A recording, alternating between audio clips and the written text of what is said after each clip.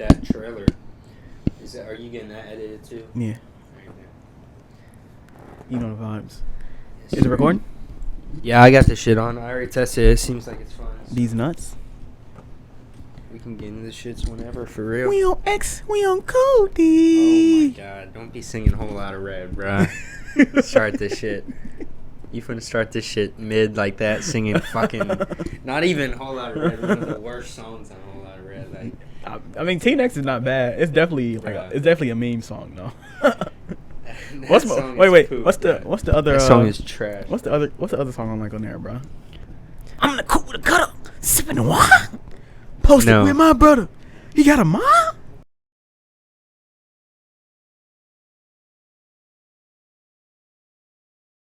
Here we go. Welcome to the A&R Podcast. This is episode 9. Yes, sir. Episode 9 of the A&R Podcast. Welcome to all the new viewers, old viewers, everybody in between. I'm your host, Big A Lee, AJA. What did I just say? AJA. AJA. What is AJA, A. Lee? Fuck out of here. I am your host, Big Glacier, a.k.a. Young A. Lee. You know, who else could it be? Right here, I got my co-host to the left of me. Devin, a.k.a. Ronnie. Yup. You finna plug the socials, or... You was going to do it. Oh, for both of us? No, he's going to do yours. Then it's going to come back to me and I'm going to do mine. Okay. Go ahead. All right. So follow me on Twitter at Ronnie Hunch. Follow me at IG at Ronnie.Hunch. Follow the pod, A. Lee. Yup. You wanna... I feel like normally you just say your shit, say the fucking socials, and then we go, why are we going back and forth No, doing this bro. shit, It's supposed bro? to be like, boom. I'd be like, boom, this is called boom. You'd be like, follow me on Twitter, da-da-da, Ronnie Hunt, da-da-da. And then I'll be like, all right, you follow me, blah, blah, blah, blah. And you can follow the pod, da-da-da-da. All right. Okay. All right. Run it back. Wait, where is we supposed to start from? I don't know, bro. Wait. Should we just run it back, bro? I don't want to do the whole intro over again, bro. Fuck. The whole intro, we said like 10 things. Whatever. Bruh. Is fucking up the intro going to be our intro? Damn near. We Fuck do it. fuck it up every time, Anyway, bruh. follow the podcast on Twitter at the A&R Podcast. Follow us on TikTok at the A&R Podcast 1. Also follow us on Instagram, the same at. All the links are in the description. The link tree is in the description. Timestamps as well. Anything you could ever want to know about us is in the description. Our social security is down there, all of that. Anything you want to know is there. IP address, all that is in the description. So go ahead, check that out. Yes, sir. All right. Subscribe, notifications if you're on YouTube. Exactly. With that being said, what are we starting with? Let's see. Julio. Yeah. We actually got a lot to talk about this week. Mm-hmm. I feel like I say that every week Yeah. because we make some shit to talk about. Mm-hmm. But yeah, we gonna get into some Julio. We gonna get into the NBA, Dirk and Baby shit. Of course, the Mayweather and Paul fight. Also, we gonna laugh at Meek Mill, little dumbass, and Pooh Sheisty as well. So Yeah. stay for that if you want to hear us laugh at them. But anyway, starting off, Julio to the Titans. So Julio Jones recently signed a contract to head to the... Where are the Titans from? Idaho? Tennessee. Yeah. Tennessee Titans. That was a joke. I think- that was a corny joke, though. I think Nashville. They could be in Memphis, though. I don't fucking know. I'm pretty sure it's Nashville, though. Wait, what's the other... Ain't it 3 big towns in Tennessee? Memphis, Nashville, and Gatlinburg. I don't know. Fort Knox? Is that Indiana? Yeah. No, it's no. Fort Knox. They got a Fort something Tennessee, I swear. Probably. Fort Wayne? don't know. That's Indiana. Yeah. Fuck. Oh well. Anyway, Julio. Oh, Knoxville. Huh? Is Knoxville? it Knoxville? I'm pretty sure it's a city in Tennessee. Yeah. Knoxville, Tennessee. Yeah, you're I'm right. pretty sure that's where Tennessee Yeah. University is. Damn. Our geography, obviously, is not And one we of our caught ourselves strong suits. geniuses on the last pod. Fuck out of here. You know what? We got to put a map up here. Oh God. But anyway, so Julio went to the Titans from Atlanta. Mhm. Going from Atlanta to Tennessee is not necessarily a big switch. You know what I mean? So he probably still feel right at home. How do you think the Titans are going? So the Titans lost to the Ravens last year in the playoffs, right? In the first round. Right. So now that they add Julio Mm-hmm. with AJ Brown, with Derrick Henry, Mm-hmm. do you think that they're going to actually move forward in the AFC? Well, the Because year you know before, who else in the AFC, right? Yeah, the year before they made it to the conference finals, though, right? Yeah. I'm talking about- That was when they beat the Ravens. Yeah, that was when they beat the Ravens. So with Julio, I feel like they should make a step up. Honestly, that Ravens game was closer than it seemed like. Yeah. They had a chance to win that game. So I feel like if they would have had Julio, they would have won that game. Damn near. And their division is trash. I feel like they're Facts. like a write-in for the playoffs. Like, who is comping them? The Colts with Wentz? No. Like, the Jags with Lawrence first year? No. Maybe. The Texans? Hell nah. The Texans might not even be a team by the time the Exactly. So, yeah. Fuck. I mean, they will definitely make the playoffs, so it's just about how good of a record they can have. They could damn near be one of the top seeds. I feel like, and I want y'all to pin this right now. Take this clip at Freezing Cold Takes if this happened, but I feel like the Titans could low-key go 11-5. I agree. What, you know, like 12-4. They might be in that range if they add Julio. I mean, when you have a good team and you're in a shitty division, there's no reason you shouldn't win like 10 games. Like, yeah, is Ryan Tannehill gonna actually throw the ball to Julio though? I mean, hopefully. Tannehill to me has never been like that good, but he's not bad either. He's just a definition of like a mid quarterback. He's like Jimmy level. Like, he's better than like Kirk Cousins though. Like, no, he's not. You don't think he's better than Kirk Cousins? No, but I don't think both of them are that great. I just think Kirk Cousins might have a little bit of. I think they're both mid tier, but I think Kirk Cousins is mid tier trash and Tannehill is mid tier good. Like, good mid and trash mid. But yeah, exactly. Yeah, they both still mid. That's funny as fuck, bro. It's kind of nuts. Kirk make too much. Kirk make too much. He's not worth what he makes. What are they getting, like $80 million a year or something like that? At the time, I'm pretty sure when he signed it, he was the most paid quarterback ever. Yeah, that's true. So, damn, Kirk Cousins, bro. Ain't Kirk also super religious and homophobic? I don't know. I just know he's trash, and his wide receivers be knowing he's trash and getting pissed that he's trash. No, look, somebody asked Kirk Cousins a question like, if your teammate was gay, how would you feel? He was like, I wouldn't feel bad. I would just pray for him. Wow. Bro, Kirk Cousins is talking like that in a locker room? That's nuts. He probably got a Chick-fil-A endorsement damn near. Damn near. He going to Super Bowl and say, I'm going to Chick-fil-A. Literally. Even though the Super Bowl be on a Sunday. Oh, God. He finna go there Monday. Literally. Oh, God. That's going to be his next week. He said, I don't know week. what I'm doing tonight, but first thing tomorrow. Oh, God. First of all, Kirk Cousins even being in the Super Bowl is a meme in itself. Like, yeah, I don't think that's ever going to happen. Maybe it's a backup. Yeah. You can back up Trey Lance. Hey.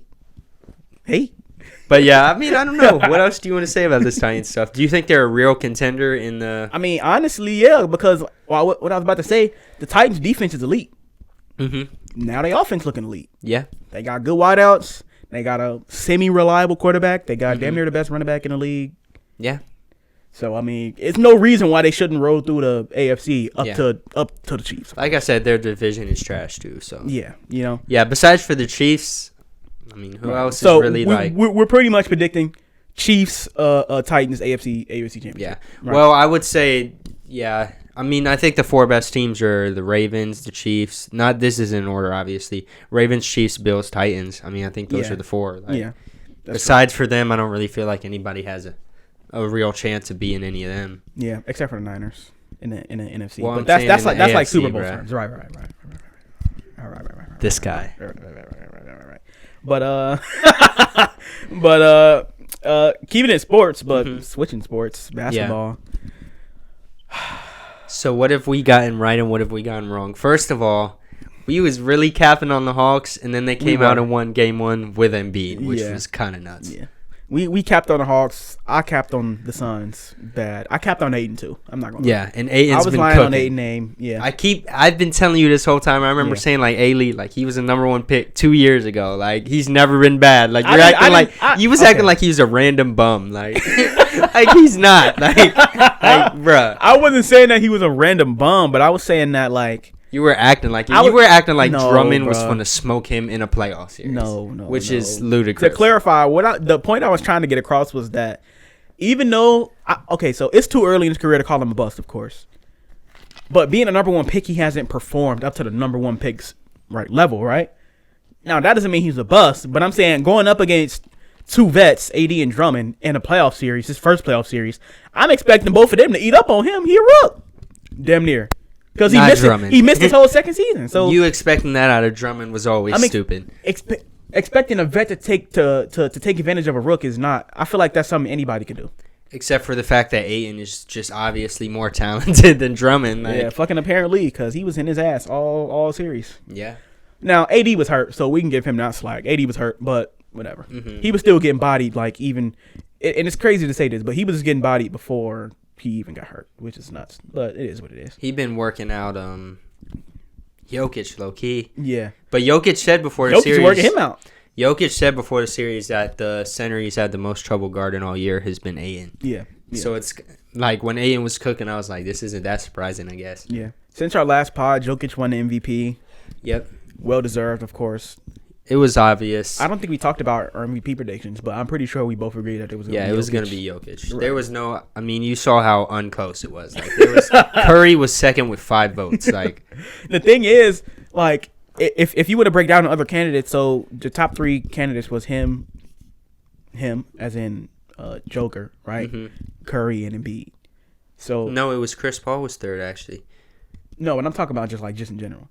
Well, in the way it finished, it was Chris Paul. Right. I'm not bringing up Chris Paul and MVP for shit. So no, I'm excluded. I think it's just weird because statistically, like you look at somebody averaging 16, like how can that be MVP? But the fact that he made the Suns that much better, I guess deserves a vote. And honestly, I mean, did you see how he played last night? Well, we can get to that. I did. We can get into that in a little bit once we get into the actual series, but.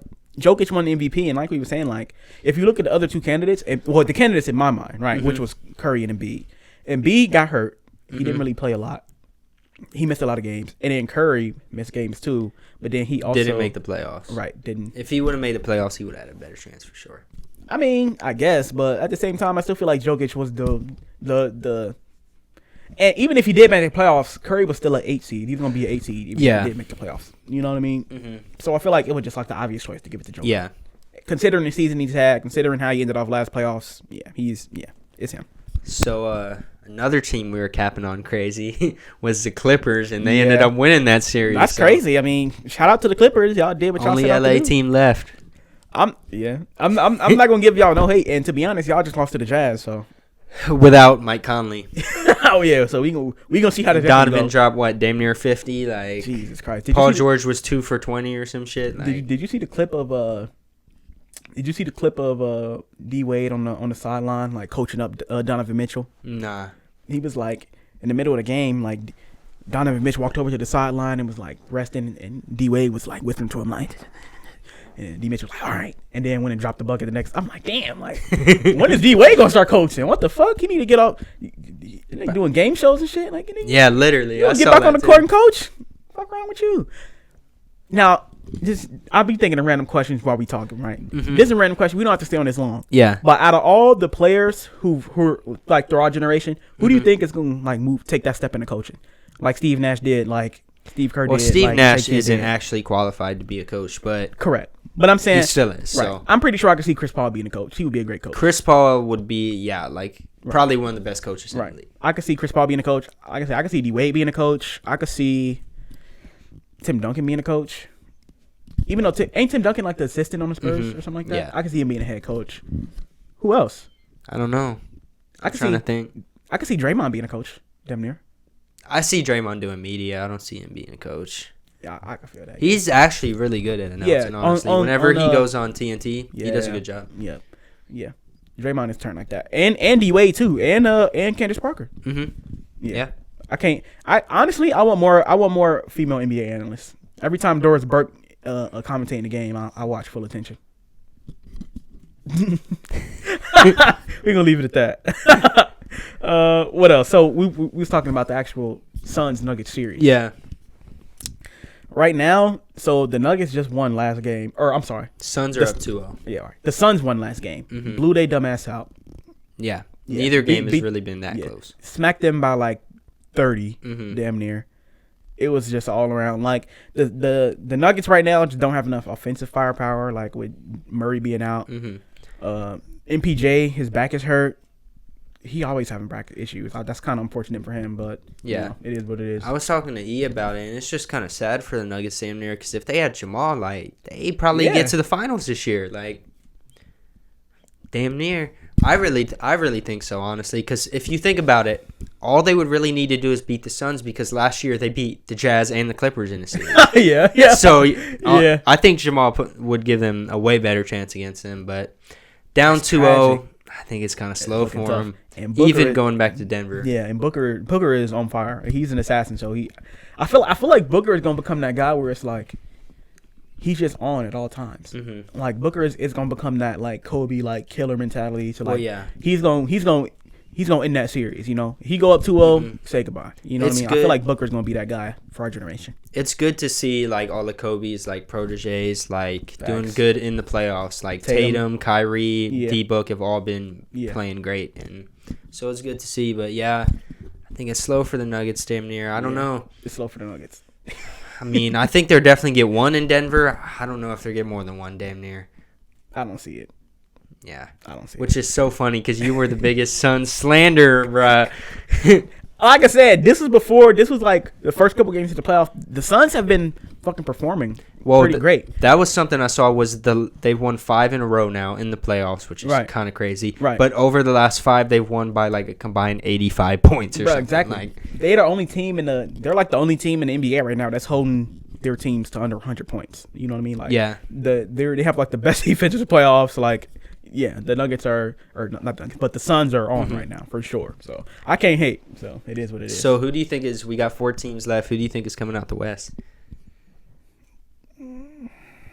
I want to see how the Clippers play this series versus the Jazz before I make my assertion. But right now, I will have to say Suns just based off momentum. Yeah, like just based off momentum, I will have to say Suns because I don't know. Okay, hypothetically, let's say the Jazz do beat the Clippers, which is not far fetched. You know. Yeah. Do they beat the Suns? I think that I don't think so. Whoever wins that series, I think Aiden to smoke Rudy. Maybe Rudy shitty. I just feel like whoever wins that Jazz Clippers series is probably going to come out the West. You think so? I think the Suns are really good, but the Suns also haven't played a healthy team so far. Like, I was the one giving the Suns all the credit, but they also haven't. I mean, they played the Lakers mostly without AD, and Chris Paul was hurt too. But, like, they're playing the Nuggets without Jamal after the Nuggets just came off of, like, a difficult series against us. Yeah. Like, Jokic can only do so much. Like, you're right. When you watch him, it's just like when he's not creating on offense, they have, like, little to no offense. Yeah. Like, Monte Morris, he was hitting like at the beginning of the playoffs, but the last couple games, they said he shot like 3 for like 25 or some shit like that. He was cooking us, of course. Next team is just not doing anything. Yeah, literally. Good God. But on the East, is the West. I feel like it's kind of open. The East is like open and shut. Well, we know who's coming on the East. I said something on the last pod I was in it, and I was like, we both agreed the Nets were going to win that series, but I was like, man, like if the Nets get them out of here quick, like that's scary. Yeah. And they're about to with no Harden. Harden's not playing Game 3 either. So if they win Game 3, no Harden, this series is already done. Like neither of those games were even close. Bro, like, exactly. They've been getting worked out. The Bucks have been getting worked out. We gave them credit for the Heat series. I thought they deserved credit, but how are they getting smoked? I think the Heat was really just frauds like that, bro. Yeah. I think the Heat was really just frauds like that. That's crazy. And the Bucks, got them out of there, but now the Bucks is really playing that guy, and it's like, it just shows like how having a good team makes such a difference because they won by like damn near 40 last game, and KD had 30 oh my God. And was the highest scorer. Like Dame's having 50 and losing. Yeah, KD literally. has 30 and they won by 40. Like, do you see what I'm saying? Like, it's just different. Like I said, that Nets team. See, this is the thing. The Nets team is actually playing good. Like Bruce Brown is playing pretty fucking good. Lake has been playing. Playing pretty fucking good. You know what I mean? Like the role players are actually doing the role. Yeah. You know what I mean? Yeah. That's what I was trying to say about the Lakers. If the role players actually do their role, then the Lakers are gonna win. I think the difference is, like I've been saying, is that Kuzma the Lakers went like 0 for 11 in like the last Lakers game. Role players are actually not that good. Like, I believe that. I feel like LeBron made them look good. They're actually not that good. Like, they're C-tier role players. I feel like Brooklyn is mostly, like, B-tier. And, like, Joe Harris is one of the best role players in the league. Like, right. On most teams, he would be probably, like, a 2 or 3 option damn near. On this team, he's, like, what, 4 or 5? Like, it's just not right. Like, they're too OP. Yeah. I was hoping it would be more competitive, though. Like, I like the Nets, and I kind of want to see them do it. But it's, like, they're just going to cook everybody. Like, they're doing this without Harden. They get Harden back. They damn near might sweep the Sixers after this. That'd be sick. Wait. You think the Sixers is going to beat the Hawks? Yeah. I mean, they won last game, yeah. I'm still not It's a believer in tied the 1-1. Hawks. It's tied 1-1 right now. Yeah, I'm still not a believer in the Hawks. I was talking to E. I think part of it is I haven't watched the Hawks for real like that in the playoffs, but I don't know. I just don't believe in the Hawks. I don't. The Hawks, I feel like even though they lost last game, the Hawks damn near couldn't buy a bucket last game. Like, they were shooting pretty bad last game. So I feel like that's one of the reasons why they lost. Aside from the fact that Joel actually put up 40, actually came out in 8. They're just too young, and I feel like their team is just built too weird. Like, we were talking about this the other pod. Yeah, like, their lineup is so small. Like, all they have is just hella guards and forwards. It's like, it's just weird. Their lineup is too small. It's too small. Especially to make a deep run in the playoffs. No. And I'm still the believer that Trey as your number one is not going to do it. Like, he's really good, and I can see him going on playoff runs, but I don't see him ever making the finals as a number one option. I think he could do it. I think he could be the number one option, but he needs a strong number 2. Maybe. I'm just saying I don't ever see a team. He would need a Jokic. He would need a like somebody else. He would need like a PG. He would need like Yeah. Not PG. But you know what I mean? Like, he would need like a talented number 2 to go with him. Like he would need, Yeah.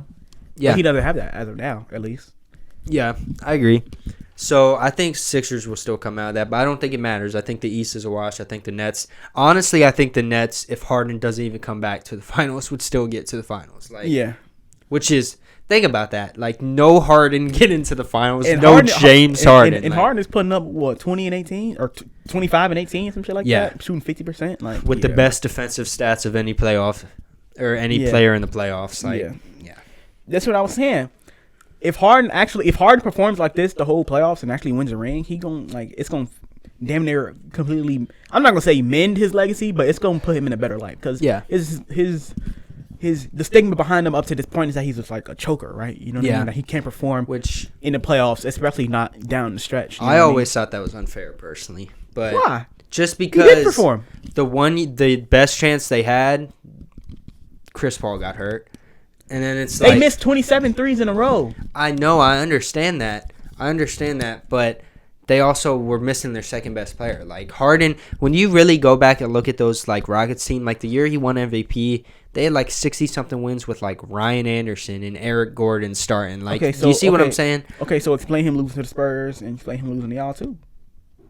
Losing to us, that was like, one of his first years in Houston. Like, but we talking about his playoff runs. We also had a good team, too. That was, like, LaMarcus's prime. Like, Dame just, like, got in the league. He hit that shot. I don't know. I just felt like that was always a little undeserved because it's, like, the same thing in the East. People give teams credit in the East for losing to LeBron. But it was, like, in the West, whenever teams lost to, like, the Warriors, they got no credit. Like, do you see what I'm saying? Like, Harden loses to the Warriors. Like, we slander Harden. Dame loses to the Warriors. We slander Dame. But, like, the Warriors were just like that. No. Like, we don't slander Dame for losing to the Warriors. We slander the Trailblazers for not being able to build a team around them. We also laugh at Dame for getting swept every time he come across Curry. That's not true. Okay. We didn't get. But last time y'all swept us one time. Like, we beat y'all in like 5 games, and like every game we got blown out in the first quarter, and then by the fourth quarter we was up. Well, no, the last time we played, it was 4. Right.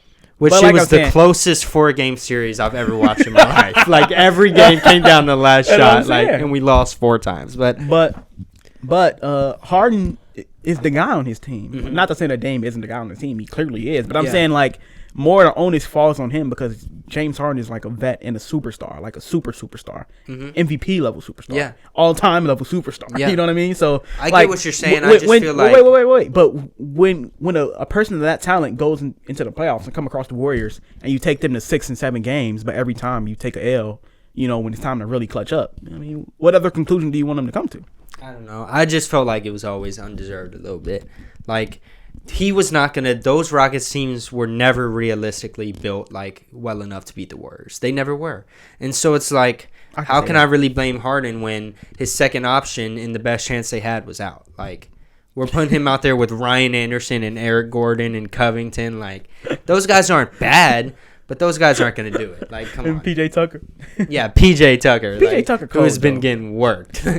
Speaking of second options, did you hear about Porzingis talking about, I feel like I don't have enough of a role in the offense.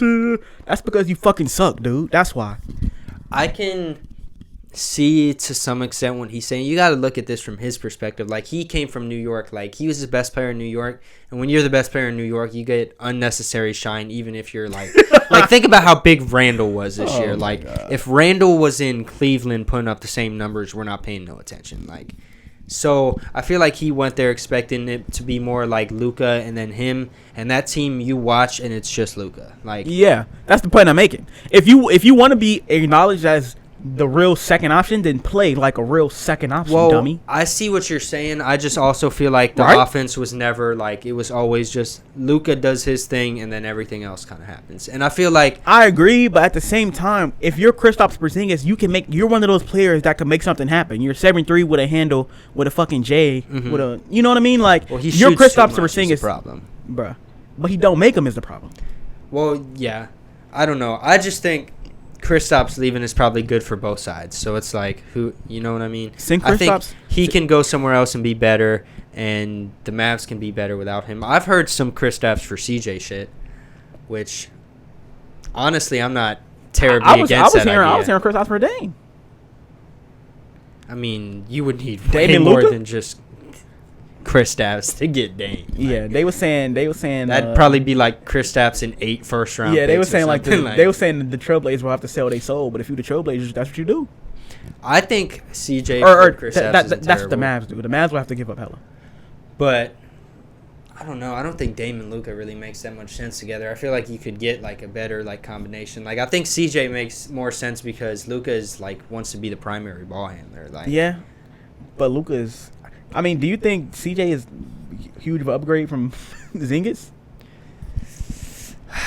Neither of them played good this year in the playoffs. But I've seen CJ play good in the playoffs. I've never seen Kristaps play good in the playoffs. That's true. I guess. So, damn. Yeah. That's crazy. But yeah, I mean, I don't know. Is a fucking so basically, what is our take change? We still got the Nets. Still got the Nets. No longer Nets Lakers, but now it's Nets. What? Really, the West is just so up in the air. Like, Nets and whoever, but Nets. Basically, my opinion of the West is it'll be anybody but the Nuggets. Everyone but the Nuggets has a good chance. Like. Yeah, damn near. That's crazy. Which is why I'm saying if they had Jamal, they'd probably make it all the way. I'm saying it's crazy because y'all, when LeBron went to the Lakers, y'all was talking about like he creating a super team, he trying to get AD and Kawhi and all this and blah blah blah. But like, the West is open.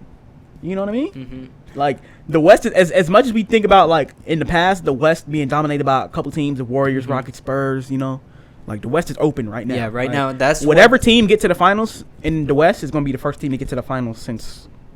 Yeah, forever. That's why it's so like even more irritating as a Dame fan because it's like this would have been the year. Like, you know what I mean? Like, this was a year where it was open enough to where you could have gone.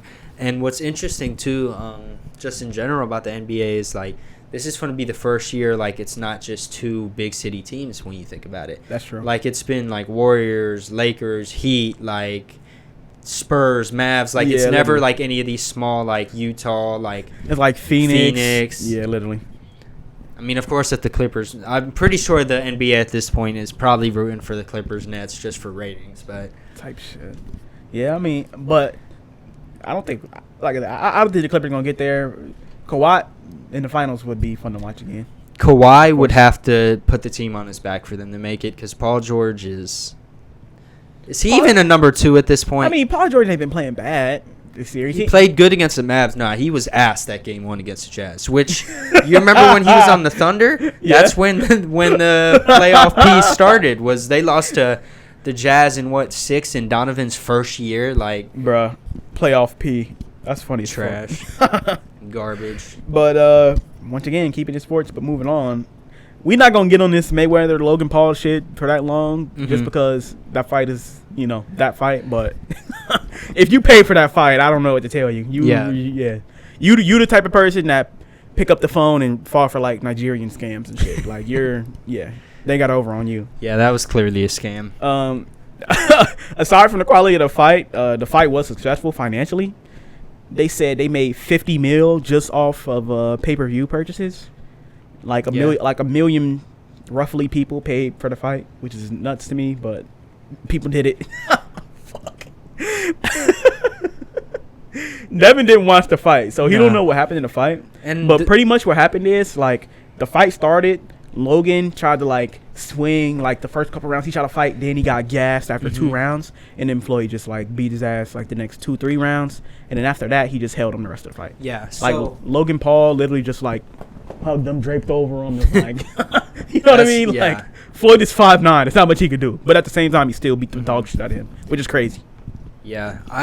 Once I knew there was no winner, that's how it was super obvious it was a scam. Because why are we watching a fight that has no winner? But anyways, how I also know it was a mild fight is I didn't watch it and I saw no clips.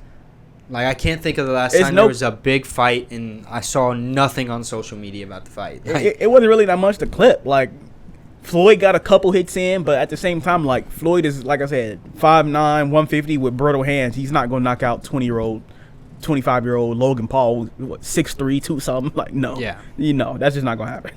So you had to know. You had to know this fight was either going to be. Like, the thing is, like, it could have been an exciting fight. Hypothetically, had they went in there and really, like, got to it. But yeah, that just wasn't going to happen. Like, y'all, like, am I the only person that's not surprised by the outcome of this fight? No. When we talked about this fight, like, earlier, like a couple pods ago, I swear I was like, yeah, there's no way Floyd has any, like, damage clause. There's no way he's gonna get knocked out. Like, yeah, there's no way anything is gonna go remotely wrong. They're gonna get in there, spar for a couple minutes, and then leave and collect the bag. How did y'all see any other conclusion but that? All of these fights, I feel like, are just turning into that, which sucks because it's like we're literally just getting finessed left and right. Like, that Tyson Roy Jones Jr. was a garbage fight, like, literally another just fake fight. Like we're just getting finessed. Like, people who are paying for these fights are just getting finessed. To be honest, Roy and Tyson was fighting harder than that's crazy, because I actually watched that fight and that fight was mid-tier trash to me. So if that was not good, punches, bro, this fight had to be terrible. I'm telling you, Logan Paul was literally like holding. The ref would be like, all right, like, break it up. He'd break it up. Hold again, and it was literally just that. Fights, like, bruh. Whenever I watch a fight and it's like that, I just like fight. Like, Jake Paul is fighting two grown men just hug. Jake Paul is fighting an MMA fighter a couple weeks from Woodley, now. right? Woodley is actually cold though. Yeah, Woodley actually getting there a fight, which is what I'm saying. Like, this might actually be a real fight. Did you see his statement too? What did he say? He was like, "I'm doing this for all of, like, the culture, to get this dumbass out of sports." Like, he said that, like, he sounded like he's really, like, coming to, like, do you think it's bad that they in sports? I don't even think they in sports for what it's worth. I think they're in entertainment. I don't think they're in sports, though. I think that was kind of the point he was making, was that they're just entertainers using sports to make money, but, like... Why is that bad? I mean, it's not necessarily bad, but they just finessed a ton of people. Like, 50 mil off of finessing, like, you know what I mean? I don't think it's good for the sport. I don't want to watch a bunch of these fake-ass fights, like... I don't think it's necessarily... I don't think it's... Well, okay, did you see the statement Jake Paul said? Or, I don't remember either one. I don't pay attention to shit Jake they or say. Logan, they put out a statement, and they were saying, like, I'm bringing more money to these UFC fighters than they ever seen, because UFC fighters don't make that much. You know what I mean? Like, UFC fighters don't make nowhere near boxing money, which is crazy to me, because... I like it better, personally. I don't, personally, just because I'm a boxing fan. But based on the size of the UFC, I would assume that the fighters got paid more, but they don't. You know what I mean? So he was saying, like, Dana's stealing from y'all. I'm giving y'all the biggest paycheck of y'all life. I'm putting more eyes on y'all, and... Hypothetically, I mean, theoretically, he's not wrong. He is bringing more eyes to the MMA sport, right? Fighting Ben Askren and Tyron Woodley and shit, and Mayweather fighting McGregor and shit. Even though McGregor was already, you know, the biggest at that time, but still, like, that was a huge fight. You know what I mean? That fight was entertaining. I will say that. Yeah. So, but it was two real fighters fighting. That's the point. It's like none of these fights with them are gonna be entertaining because they're not real fighters and they're just there to get the money. So, and I think that's stupid of a statement to them make, like, oh, I'm helping, like, all you're trying to do is get a bag. So don't act like they're trying to do more than just get a bag. Like, that's cap. Okay, like, so do you think it's bad that KSI and Logan Paul fought? Nah, because they're both entertainers. So you saying now only entertainers can fight entertainers and only fighters can fight fighters? For it to be actually entertaining and worthy of paying for, yes. Anytime you cross over, it's just going to be a fake fight. Like, we're paying for nothing. Like, we're paying to be finesse. I'm glad I didn't pay or even watch it, because, like you're saying, what you're saying is what I've heard everyone say, that it was a mild-ass fight. So yeah. You don't think, like, I mean, my thing is like, who wouldn't take 20 mil to go hop in the ring for 20 minutes, in a fight that's relatively safe to go collect the bag. You know what I mean? Like Ocho did that. Did you see Ocho Cinco get knocked out, bro? Yeah, I did see that. I saw that clip more than anything knocked out, but he got knocked fight. down. And honestly, that fight was a good fight. Now, like, so you might be right in the sense that those were two entertainers, and that fight was actually good. They were actually out there fighting. They both traded punches. Floyd got his hits in. Other dude got his hits in. It was a good fucking fight. And it ended. Everybody was safe. They got a bag. It was fun. But on the other side, the Floyd and Logan Paul shit was kind of boring. I think you might be right on that theory that crossing over is not great. Personally, too, just for me, like, Floyd is great, but Floyd has never been the most entertaining, like, fighter. You lying. He's always, to me, every time I watch him, he fights so, like, strategically to win. I just want to see, like, people get fucked up. And I've never once watched a Floyd fight like UFC, where it ended with, somebody on the ground. Like, Floyd always fights older fights, to decisions. Like, when Floyd was first coming out, he was knocking niggas out. But like I said, as he got older, you start injuring his hands and his wrists and shit. So he was just brittle, like, And I mean, that's the sport. You know what I mean? Like, I don't know about boxing, but if like that's what makes him great is he knows how to win a fight. Yeah. And so he wins. But like to me, that's just not as entertaining. Yeah. And so that's why like as soon as they said no winner, I'm like Floyd is just gonna go in there and make sure like he doesn't take any real hits. Like Floyd left the fight completely unscathed. Literally, like he just worked up a sweat. That's literally it. He didn't, you know what I mean? Like quick workout for 50 mil. Yeah, like, literally. He did a quick sparring session, 50 mil, hit the club after that. Like he was literally vibing. Like yeah. So what we're saying basically is that the only people this fight really worked out for were who was supposed to work out for. Like, exactly. Logan and Floyd. That shit is crazy. What's next? What else would I got? You wanted to talk about the Joe Budden shit. Yeah, I wouldn't mind talking about that. All right, so this happened a while ago, but the Joe Budden podcast, the little boy band trio, they broke up over some contract shit, money shit, blah blah blah. Rory and Mal, which are the guys that got fired, they put out a response. It was about an hour long. It was also over a paywall too. I don't know if you peeped that. Did you peep that? What do you mean? So when the video first came out, like Rory tweeted the link and it was like to Vimeo, and then you got to pay like $2 to watch it. Now obviously as time goes on, niggas just gonna rip it and throw it on YouTube. Yeah, but when it first came out, it was over a $2 paywall. Wow. Yeah. So I just wanted to talk about it because obviously we missed the period where Joe was talking about it. He made the video first, but their response I just thought was kind of interesting. Like they were really like painting Joe like not really in a bad light, but like it just sounded like Joe was trying to finesse, and it honestly like because obviously like, and that's the thing that I think everybody was kind of on their heads about is like we watched Joe Budden Pod for Joe Budden. Like right. Joe Budden came from everyday struggle and kept that momentum going with his own pod. Like right. We watch it for Joe, so I was automatically like, who cares about these dudes? Like Joe is the one making it, but like them both, like the things they were saying and the shit they were saying, like what did they say? They were bringing up like old clips of like Joe back like when he was a rapper, talking to the people who were on the same label, being like, I don't give a fuck about contracts, like I ain't honoring that shit, like, and it's just like, damn, like bruh, like really just like, and what really was telling was they were saying that like before all this shit happened, that Joe was like, y'all should be lucky for the bag I give you because I could hire 2 people for half the price of one of you.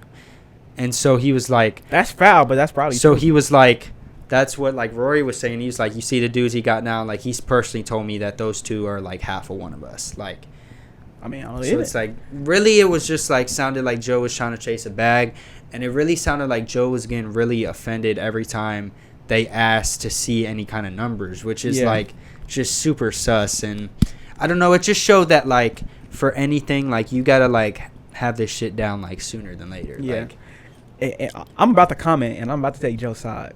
And is that gonna make me a bad podcast host?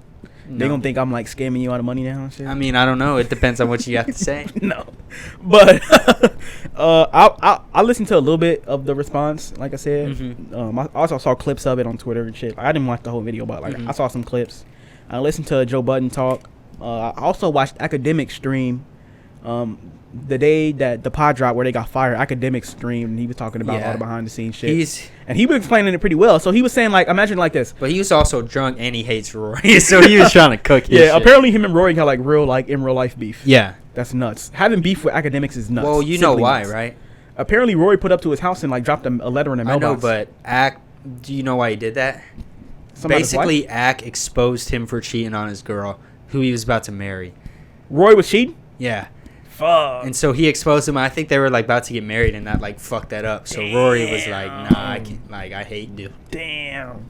That's kind of tough, but I mean, yeah, that's tough. I can see why Rory hate him, because I'm thinking like, I was gonna say like, you can't really be mad at the guy that exposed, but like, nigga, why are you in my business? You know what I mean? So, yeah, I get it. If I was Rory, I'd have been mad too. Well, yeah, and it was just over like little shots. Like Rory and Mal, like they can't stand Ack. Like they always throwing shots at Ack. It's been documented that they don't like Ack. Everybody, like in the industry, hates Ack, and it's just weird to me because like me and you, like we grew up watching Ack. Like I don't think they get like. I could see why somebody would hate Ack. I could also see why somebody would love Ack. Yeah. Because like on one hand, like did you know about Ack's his like Chirac channel and all that? Yeah. Like, even though like those videos are entertaining, at the end of the day he is profiting off like real like pain and suffering. Yeah, you know what I mean? That's true. Making a joke out of it, blah blah, like calling like Lil J the Chirac Wolverine because he got shot a bunch of times. Like that is funny, but at the same time he's talking about somebody like really being in danger in real life. You know what I mean? So when Vic Mensa went on there, he was talking about like, bro, you a bitch. Like you sitting here commentating behind this, like we really out here. You know what I mean? I can see why somebody from that perspective would dislike Act. Yeah. But at the same time, if you a little kid like that be in the house, it don't matter. He funny. Blah blah blah. He on Twitch. Blah blah blah. I'm on Twitch, so I rock with that. I feel like he talk about all my favorite rappers. You know what I mean? Like I feel like he dominates that lane. So I feel like he made that lane. Like I feel like definitely. Before Act, there wasn't like a hip hop news lane on YouTube. Yeah, no way. And I feel like he doesn't get credit for that for real. Just he was doing it better than Complex for a long time. Yeah. Yep. Complex didn't start doing that shit until after Act had already been established. Right. So. Yep.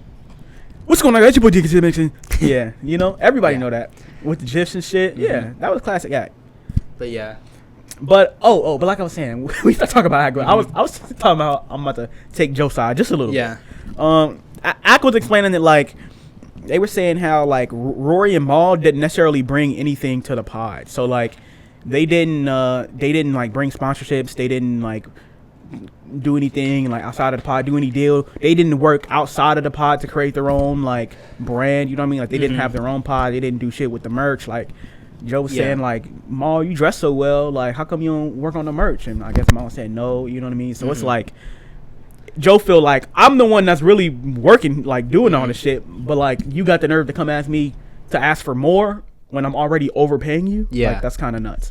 So like I said, from the boss perspective I can see it, but at the same time from the worker perspective, if you work for somebody that's always preached like, you know, creators, this and that, like, you know, equity, blah blah blah, but then you ask for it and you don't get it, I can see why you would be mad. But at the same time, if you haven't done anything to deserve that leverage, then you can't really be mad for not getting what you want. I see what you're saying, and I felt the same way because I watched Joe's first and I was like, yeah, like if they ain't doing shit, like why are they asking for more? They were saying that they never asked for more. Both of them were like, we never once asked for more. We just wanted to see the numbers.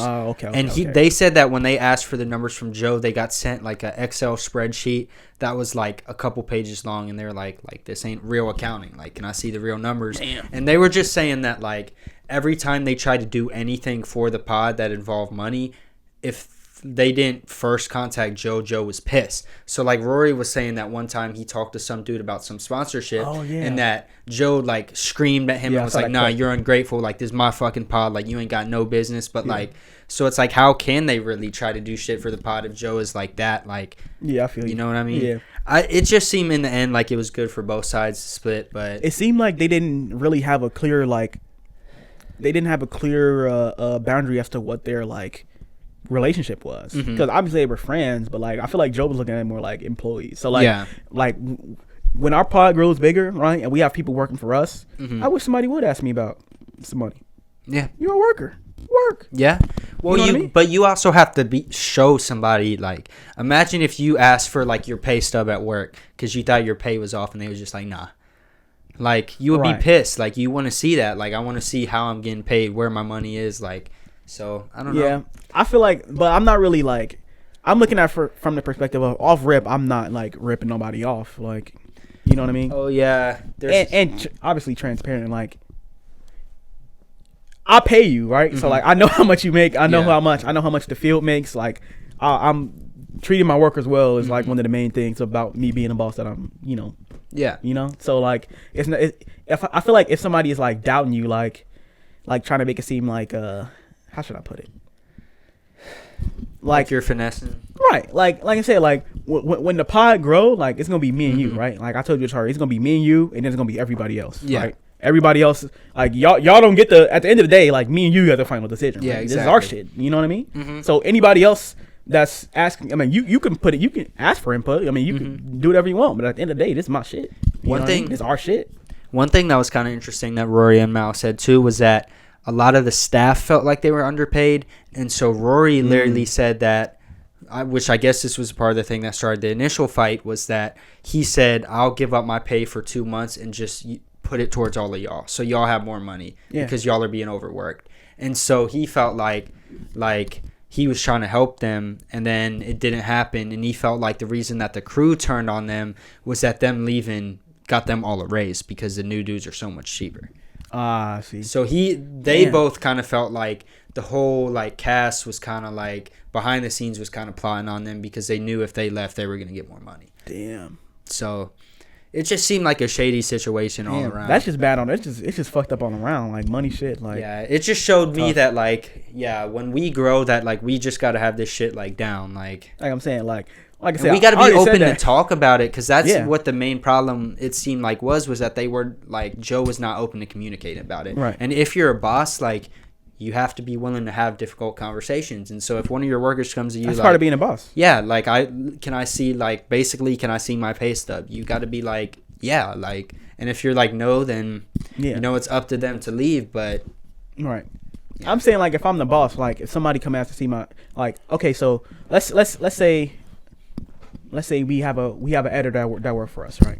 Me and you, right? We got an editor that work for us. We pay him however much every week, or every video he make however much, right? And we paying this nigga a lot, and he come to us like, I feel like I'm being mistreated. I want to be da da da. I would be like, well, what do you like based on what? Like, you do your job, you edit the videos, we pay you around. Like, what part are you unhappy about? You know what I mean? Like, that's where the conversation should have went. Yeah. From a boss perspective, I feel like that's how the conversation should have went. I think from what it sounded like they said Joe was just like, get the fuck out of my face. Yeah, I think you should maybe watch the whole thing, because there was some interesting stuff in Mal. Like, he was really going off on Joe, because he basically he was laughing about the Mary hats. I thought that was funny. He kept saying that he personally felt like Joe was like reaching success that he never got in his rap career because of the podcast. That is true. And that his head was like huge because of it. Like he was like they were like saying that they felt like they helped make the pod. Like, it is Joe Budden's pod at the end of the day, but that he was like,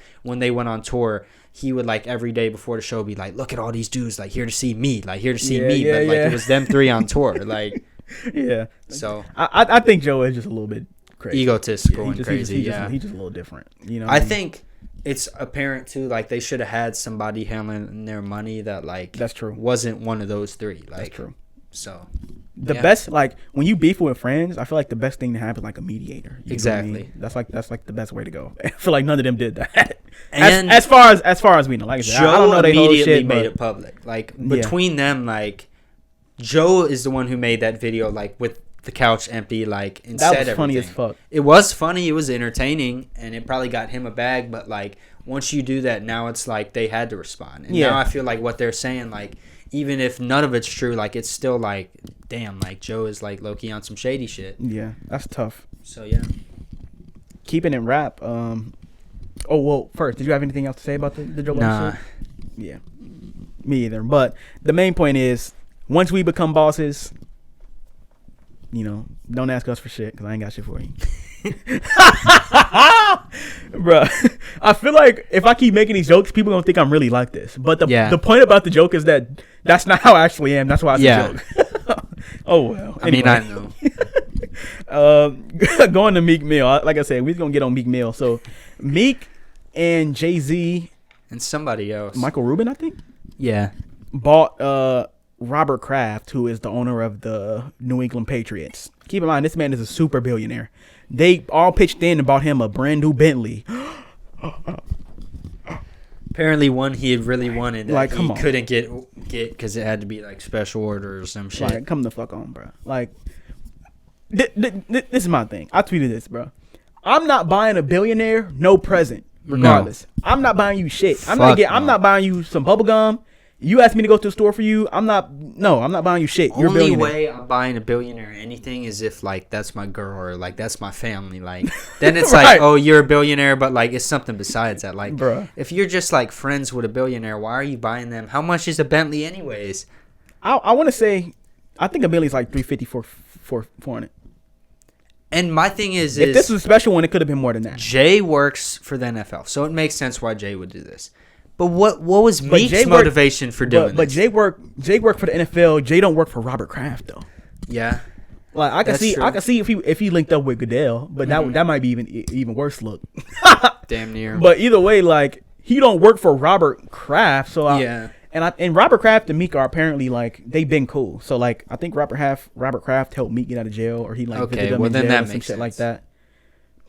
But Robert Kraft is not buying Meek shit, is what I'm saying. Yeah, but if he helped him get out of jail, you know what I mean? I don't think he actually helped him like get out of jail. I think he was just like supporting him while he was in jail. Like, I'm rooting for you. Like I think that's what that was the situation. Either way, like you said, it's goofy. Like, Like, they go to bruh, Sixers games that together. car is pocket change to dude, so why are you putting in the money? And like Jay Z is a billionaire at this point too.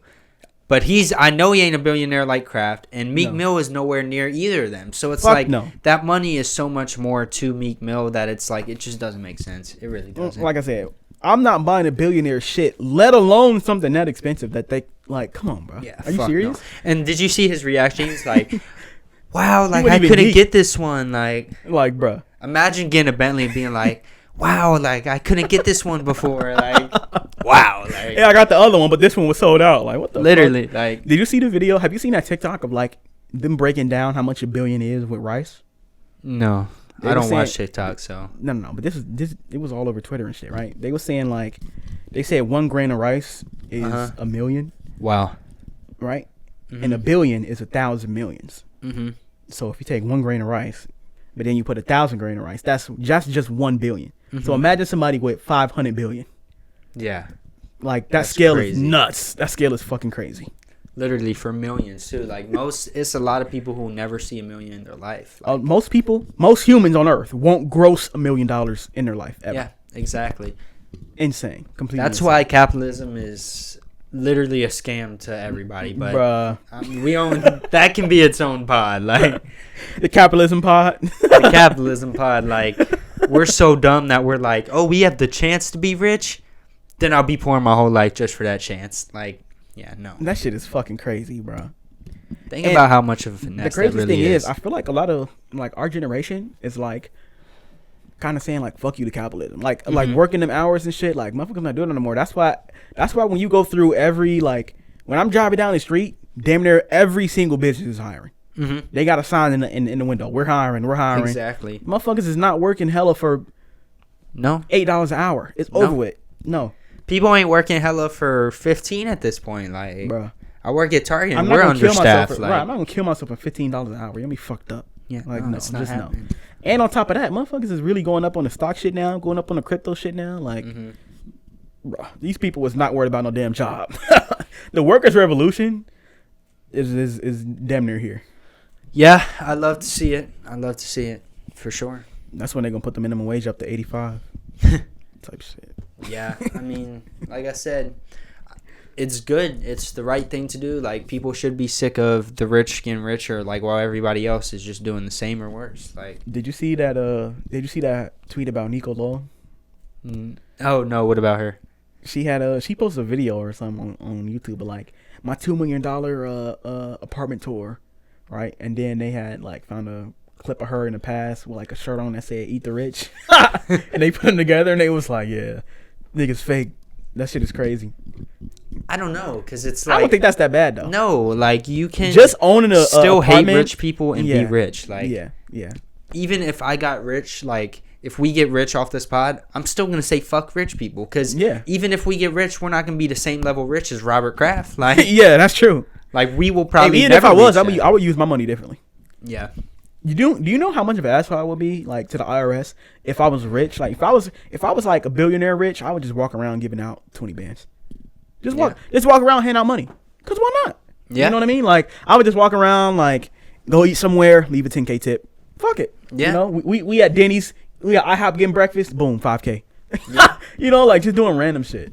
But that's the thing is that shit. People who have always been rich don't do shit like that. They greedy. They keep it. That's why trickle down has never worked, yeah, because the people at the top, when they get more money, they keep it. They hold it. They don't. Because the more money you make, the more money you make. It's way easier to keep money. Like, just all them rich people, they buy stocks and literally just hold them. Mm-hmm. You know what I mean? Because like, let's say you got $1 million, right? You got $1 million and a stock go up 7%. You just came up what? 7 bands or 700K, something like that. 70K. Yeah. Some shit like that. Good at math, yeah, me either. Some with a 7. Yeah, literally something with a 7. So you just came up, you know what I mean? Like just by letting your money sit there, you know what I mean? Mm-hmm. So it's like, them motherfuckers is not, this is nah. Yeah. But I'm different though. You made a good point too the other day on Twitter. You were talking about how like you went through Loveland and it was like everyone here owns something. Like that was such a good point that like when you're in the city, like people don't own nothing. Facts. Like that's the difference. Facts. Like you wouldn't think that like owning like a little restaurant really makes that big a difference, but like ownership does. Ownership is one of the main keys to wealth, whether it be owning a business or whether it be owning real estate or anything. Like home ownership is one of the biggest wealth factors for a family. Your masters. Any of that shit. Yeah, that too. But I'm saying anything. Right? Yeah, literally owning anything. Like you can be the biggest musician in the world if you don't own your masters, you ain't making shit for real. That's tough as fuck, bro. A lot of y'all favorite artists out here getting fucked by labels, and y'all don't know. Y'all think they rich whole time they getting scammed. Yeah, that's crazy. And the whole time they flexing on the gram, acting like they are stupid rich. And what's crazy is if you really flexing on IG like that, the IRS will be like, so we see you had 20K here on this and 30K here on this, but something not adding up. Yeah, they'll use your social media against you. Yeah, that's fucking crazy. Niggas can't even post spread pics no more without getting taxed. Damn, getting taxed for the spread. You can't even do the spread pic no more. The IRS beat down your door like, I got something for you. Like, damn. Sends you a document that just got all the pictures of you flexing on the gram. Like,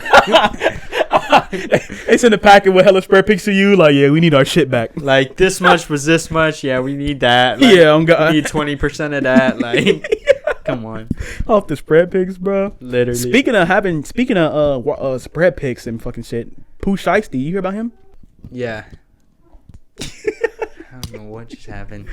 But anyway, Pooh Sheisty, he's in the club, right? He was, I think he was in KOD with 40K on him.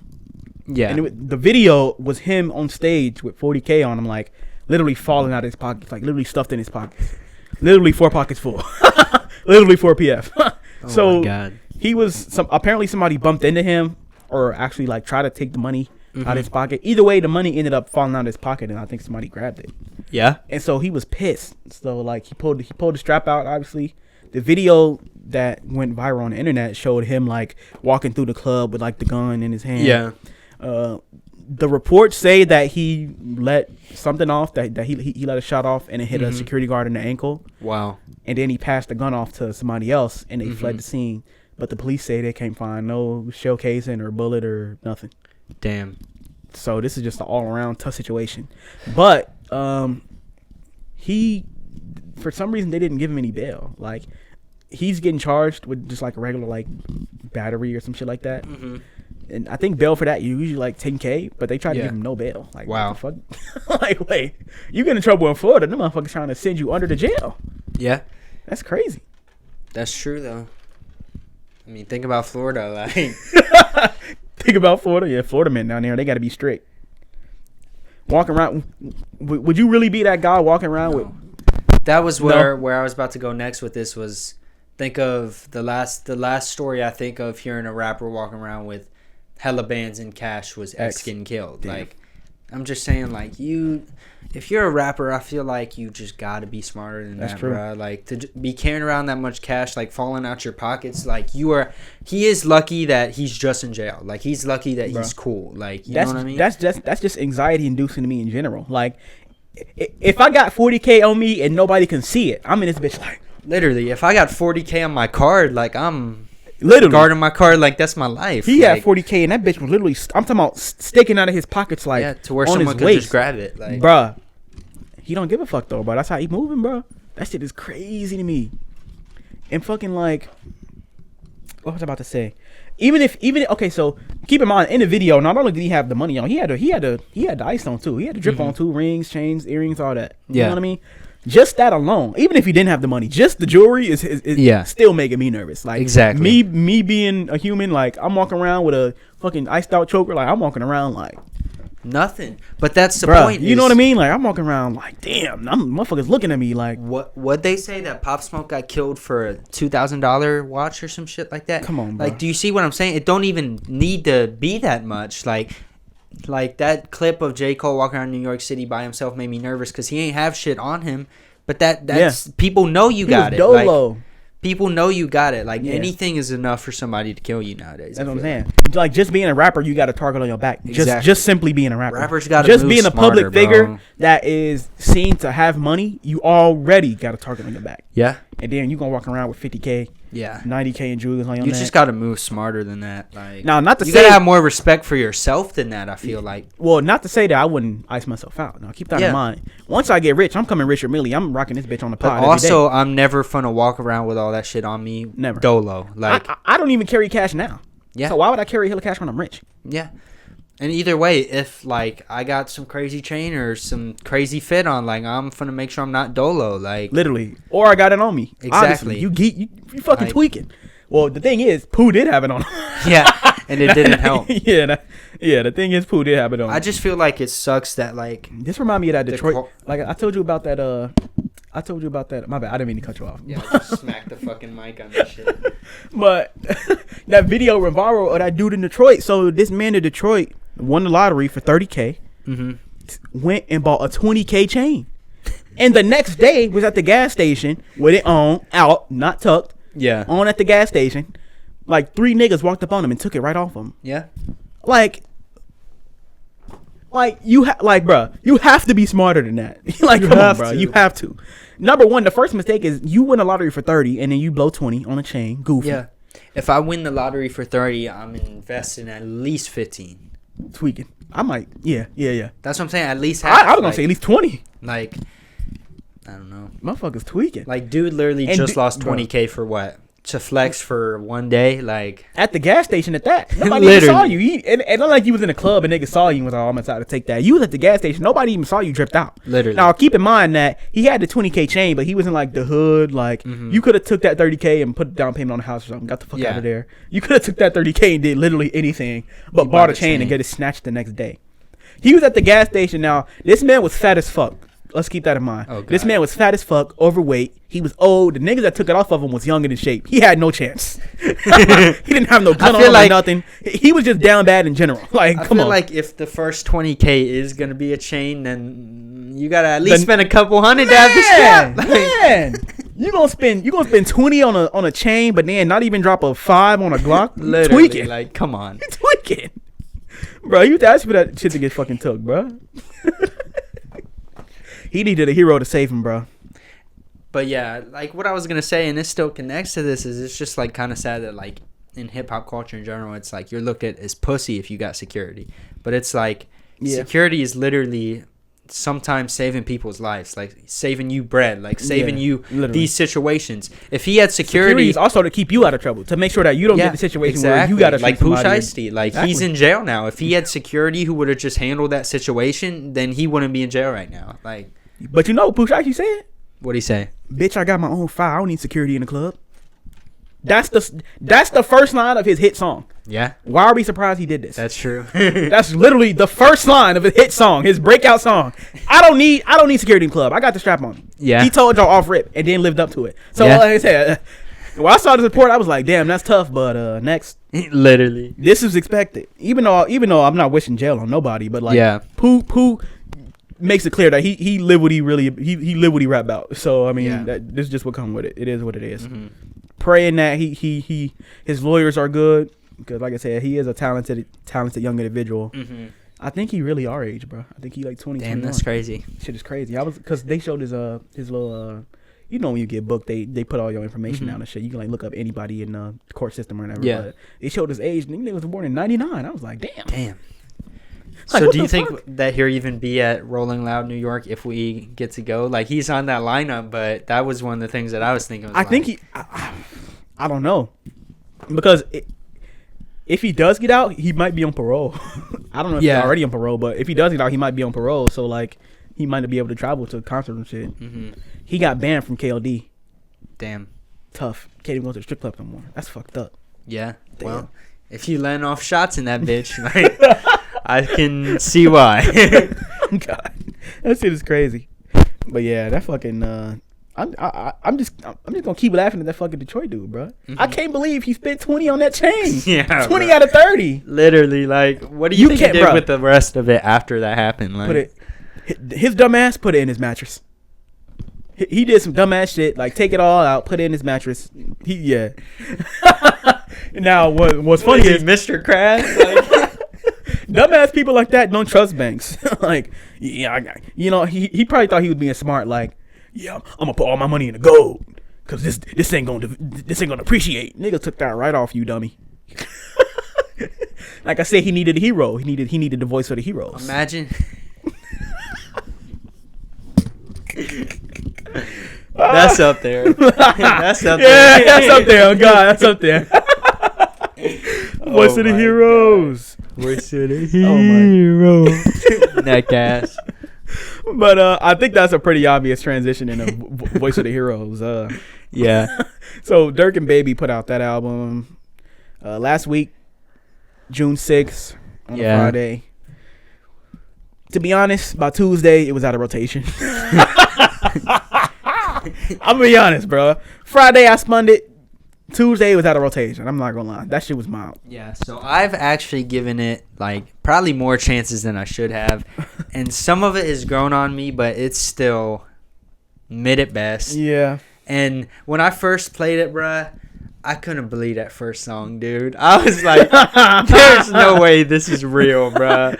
Like, even the whole idea of, like, the voice of the heroes is just goofy. Like, he the voice, he the hero, so this the voice of the hero. It's like, bruh, that shit is corny to me, bruh. He came on to my voice of the hero. I'm like, bruh. I think. And then he kept doing that all throughout the tape. Yeah. Like, I think it would have been better had they just named it The Voice and the Hero, and then had them on the cover in like superhero suits or something. yeah. That's the route I would have took personally. And then it's like, so that song's goofy. Second song, 2040? That song's cool. The 2040 mixing is good. Yeah. Mixing is trash. Dirk's vocals, The whole album was muddy. Well, pretty bad. some of them, some and low. songs were better than others, but like 2040 was one of the bad ones. Yeah. And then the next song, like, Travis back to mid-ass features. Oh, Bruh, my God. I'm pretty sure his I first really wanted to like that song, but I couldn't. I'm pretty sure his first two rhymes are potato and what was it? Alfredo. Like, come on, Travis, you really finna hop on this talking about Alfredo and potato? I really wanted to like the song, but I couldn't. Now, the best song on this album to me is track 7, which is Still Running with Meek. No, I definitely disagree with that. Wow. Damn, see, I can't pull up the track list. I think Meek smoked that verse. Honestly, that's one of Meek's best features in the past couple years, in my opinion. That beat is also crazy. Dirk got off on this shit, and I also have a point to make about that, which I want to get into a little bit later. But by the time Baby came on, I was like, I'm bored with this. Do you got the track list up? Yeah. I'm trying to see this shit. By the time Baby came up on Still Running, I was like, I'm kind of over with this song. Like, you know what I mean? I feel like there was no really variation on this song, or not in this song, but in this tape. Like, so are we gonna go into the shit we like? Are we talking about the shit we like or the shit we don't? Because I can go two different ways with that. But I was about to say, like, there's not a lot of variation in this tape. Like, when it was too long. So I'm comparing this to What a Time to Be Alive, just because, right? So on What a Time to Be Alive, we got Drake joints, we got Future only joints, we got songs with both of them on there, we got songs with just a Future hook and Drake verse, we got songs with just, you know what I mean? Like, there's variation. You know what I mean? Like, we got to see diversity. I feel like this song, I keep saying this fucking song. This album is pretty much just, okay, one person do the hook, 2 verses, Mm-hmm. and then the other person do, you know what I mean? Like it was just too formulaic, and it didn't really hit like that. The production was mild. The production wasn't nothing special. That Rod Wave song was ass. Rod Wave's ass. No, I expected that. I disagree with that. I was about to say, wow. I think all the features did good except for Travis. I think Meek did good. I think Thug might have had, to me, damn near the best hook on the whole thing. But Really? you get Thug on a song and it's just kind of expected. But Honestly, I didn't really. I'm not a big fan of that Thug song, to be honest. I don't know. I just like when Did he Thug sound get raspy in on his, it? Whenever Thug get into a singing bag, like I don't know, Yeah. it's just hard to me. Yeah. Like $500,000 on me, right? Yeah, Like that's hard. Facts. That is hard. But my favorite song was damn near probably like "Man of My Word." Like I Wow. like that song. Like the flows that Dirk was in on that shit was just like kind of hard. Yeah. Dirk your mouth. Medical to me was so bad. Like, bro, I need medical. And the third Like, come song on. or the fourth song too, "Who I Want." Like some of those Dirk choruses, girl I feel song. like just like didn't work out. Like, it just wasn't hitting like that. well, I'm sorry. it was like Oh, that song. Like he We would forgetting like one of the best songs. That's facts. what? That's facts. That's Facts is good. Yeah. Yeah. The thing is that there are songs that I can put on and they sound good, but like they're nothing crazy. You know what I mean? I like "Okay" too. I thought Baby kind of like was doing a good like Thug impression on the chorus. Like Yeah. I never like it'd been a long time like since Baby like really reminded me of Thug, because now I'm kind of used to Baby as Baby. When he was first coming up, like him, Gunna, Key, all of them, I was like, these are all just Thug clones. But like Baby on separated "Okay," he himself, was yeah. like, "Okay," like it just sounded like Thug. Like, but like I said, some of these songs have grown on me, but the same songs I didn't like are still trash. Like Medical, like Still mid. all these drugs, I need medical. Like, what does that even mean? Like, I don't know. what are you talking about, dude? Like, It was just like, and to keep it a buck, I'm damn near tired of lean bars from any rapper by now. I'm damn near tired of lean bars. It's like I don't know. yeah, I feel like it's kind of like everybody's done it now. Like I don't know. part of the thing too is I feel like on a lot of these songs, like Baby came in super aggressive and like his verses were super good, but like it just didn't always match the energy of the rest of the song. Like Yeah. Baby, like every time I feel like most of the songs Baby come on like sounding like he's trying to go crazy, and it's like when Dirk is just kind of chilling, like the beat's kind of chilling, it's just kind of like, you know what I mean? And I feel like Baby had a lot of the same like cadence. Well, okay, this is gonna sound. I don't want it to sound dumb because obviously we all know what the Lil Baby flow is, but like I feel like he had pretty much the exact same flow on pretty much every single song. I feel like Dirk kind of did too. Like Dirk hit a lot of the like Dirk hit a lot of like it was just like formulaic, you know what I mean? It was just like cut and paste. I don't know. I can't say that I do think they made this together. Like I feel like they made this together. It wasn't like okay, lay this verse and then I'm gonna send it here. Like I feel like there was chemistry. The music just didn't turn out good. You know Well, what so I mean? the thing too is I mean, and I feel like we talk about this with every collab and most trap albums nowadays, is like if this shit was like 14, like it would have been better. Like it would have been decent. It's a lot of songs on here that didn't need to come out. Like this could have been 11 for me. Yeah, exactly. So I don't know. I wasn't really disappointed because I kind of thought this was how it was gonna go, but.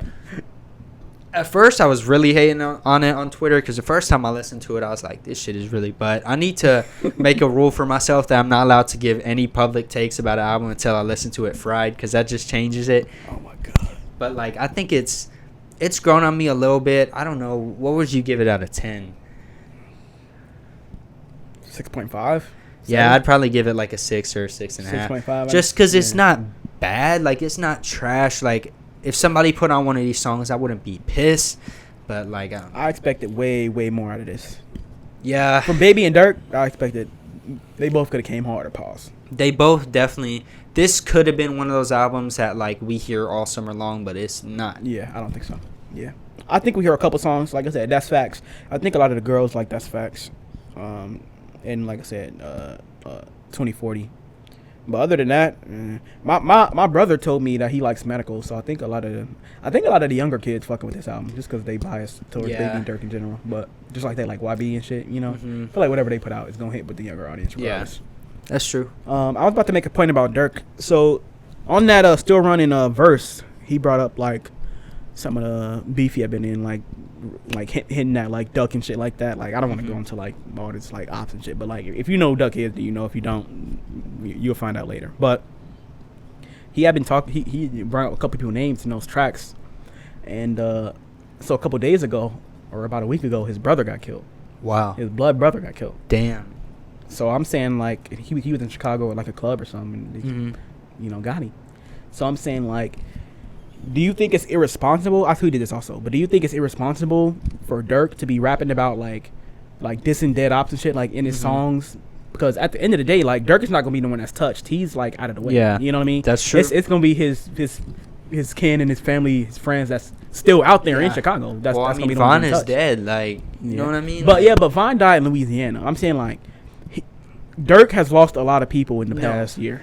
I know. The thing with Dirk too is like he's just his whole career has been difficult. Obviously, being from Chicago, I mean, jail, like dealing with all that shit. Like, so I do kind of see what you're saying, where it's like at the point like he should know better than that by now. And like, I don't want to say if he should know better or not, but I'm just saying like, what should he do? Because like I said, like he's at the end of the day, he's not gonna be the one that's out there getting touched. But he don't, like you said, like he don't have to name specific names. Like. Right.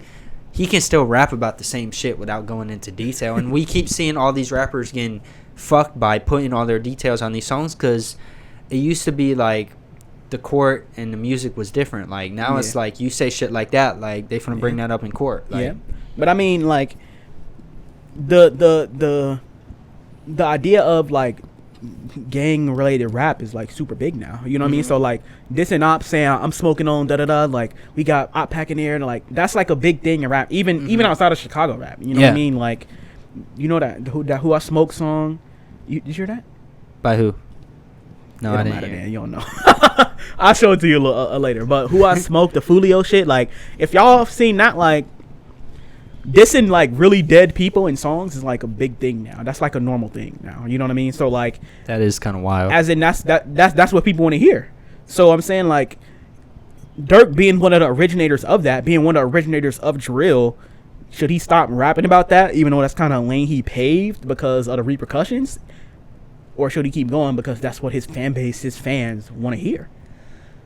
I don't know. I just feel like there's a way he can rap like about the same subjects without like doing it in a way that like can have a negative impact on the people around him.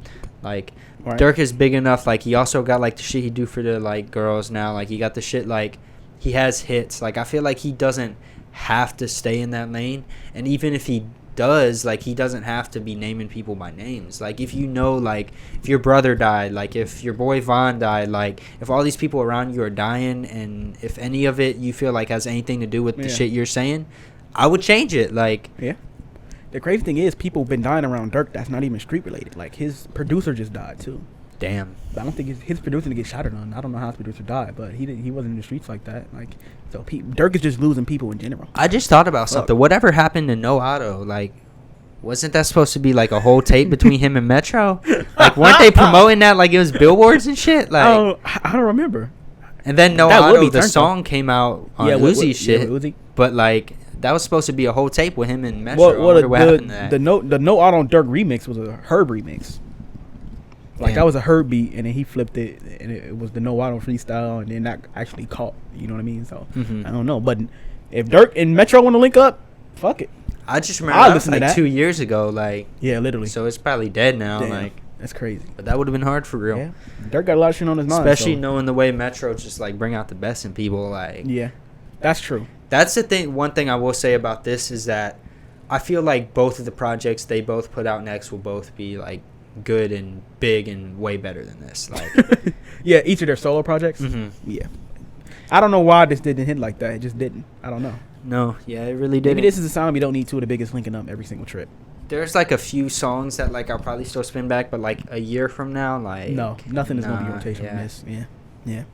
But that's how a lot of these collab albums go, man. Like I said that to you on Twitter. Like we gotta like get these artists to stop making these mediocre collab projects. Like I would rather just have another Baby project than this, like, or another Dirk project. Would you be excited? Would you be excited if Uzi and Cardi announced 1629 today?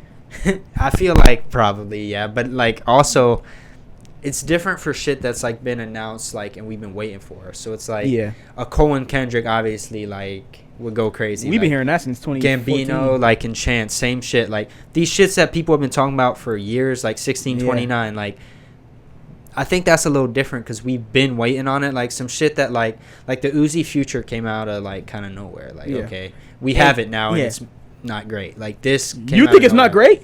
I like it. I don't think we ever talked about Baby Pluto. I like it, but I know that it's really just a Uzi stan in me liking it. Like, yeah, it's not like I like think it's like really it that honestly, good. when I first listened to it, like I want to say the first couple of weeks that it was out, I thought it was mild. But then I revisited it. And I was spinning that bitch a lot. That bitch is actually pretty turned, bro. I'm not gonna Baby lie. Sasuke is probably my favorite song off it. I can't pick a. I want to say my favorite song is "She Never Been a Pluto." Yeah, that song is really good but I can't say for sure. That shit also leaked before it came out, so I like already known it. Moment of Clarity is turned too. Like Stripes Like Burberry is hard. Stripes Like Burberry is. It's just a lot of a lot of shit on there that I like. But yeah. That I think was better than this, but definitely not by also some shorter. like astronomical like amount. Like it's not that much better. I think the Dirk and Baby shit was a 6.5. I think the Uzi and Future shit was like an 8. See, I wouldn't give it that high. I can't. But I can't. I know that I'm just capping at that point. Like that's just me being an Uzi stan. Like I think most people disagree. I feel like a lot of people still like the album too. Also, That's It, Drinking and Smoking. Like, come on, bro. That's It is crazy. Yeah. I was never a huge. That's It. Now this Plastic. Future is ass. Plastic is turned too. Future is ass in my opinion. He got hard carry throughout that whole tape, but he did perform well on that tape. Uzi just performed a lot better. You know what I mean? Like it's like Future averaged 20, but Uzi averaged 50. So I feel like Future didn't do bad, but Uzi fucking carried. I feel like that whole album too was Future on Uzi type shit. You know what I mean? Like I feel like it was Future adapting the Uzi sound, not really like both ways. But I was about to say That's It hook. That's It hook. Yeah. That might be the best hook of that year. Also, Future getting washed on his collab projects isn't nothing new. Juice did it a couple years ago. I don't even like that Uzi tape. did it too. Yeah, I don't even like that tape. What, the Juice one? Yeah. It's about as many songs I listen to off that still as the Uzi one. So they're about equivalent to me. I think Future did worse on the Juice WRLD one than he did on the Uzi one, damn near though. You excited for Super Slimy 2, which is Gunna Thug, Baby, and Future? I mean, that would be. The thing is that sounds like that would be super hard, but all these collab projects have been mid, so it's like, I don't know. I'm hoping we get a lot of Gunna and Thug and not a lot of Future. the more like we move on in time, and like I never like growing up was a huge Thug fan, but the more like I get into Thug, the more it's like Thug is like really damn near top 5. Like Thug is like. Yeah, he just like that. He's just different. Like I was saying, he's one of the most creative minds like we have in hip hop, point blank period. To me. Yeah. To me. Yeah. I agree. The way like he manipulates his words, like to like he's like uses his voice as an instrument. I feel like it's not a lot of people who do that. Like exactly. And not people that not as well as him. Like exactly. And the fact he can really sing too, like he can get into his pop bag and make a pop hit. Like you know what I mean? Like he'll go hop on a song with a Post hop on a song with what's Camila Cabello? Yeah, that's her name. Like, and then go hop on a song with fucking like Doughboy or some shit. Literally, like that. Fucking Lil Uzi. You know what I mean? Like he's just moving different. Yeah. But that's it. You think that's it? Damn, that's crazy. Episode 8. 9. Fuck. Episode 9 of the A&R Podcast officially in the books. We'll see you guys next week. Be back here right on time. Don't go nowhere. Just Wait, I fucked up. Let me restart. All right. So that's it for this podcast. Episode 9 of the A&R Podcast officially in the books. We had a fun time this week. Make sure you tap in with us next week as well. We'll be right back here, same place, same time. You know the vibes. Yes, sir. Anything else? Nah, I'm good. All right, that's it for me. Peace. See y'all.